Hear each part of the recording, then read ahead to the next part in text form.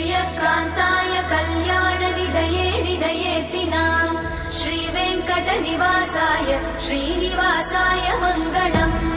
लक्ष्मी सविभ्रमालोकसुभ्रूविभ्रमचक्षुषे चक्षुषे सर्वलोकानां वेङ्कटेशाय मङ्गलम्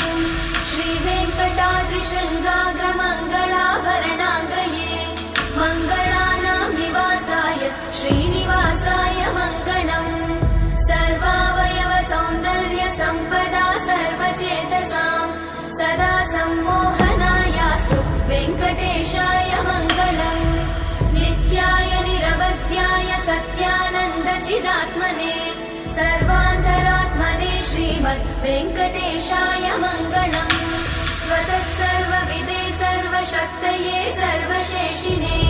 सुलभाय सुशीलाय वेङ्कटेशाय मङ्गलम्।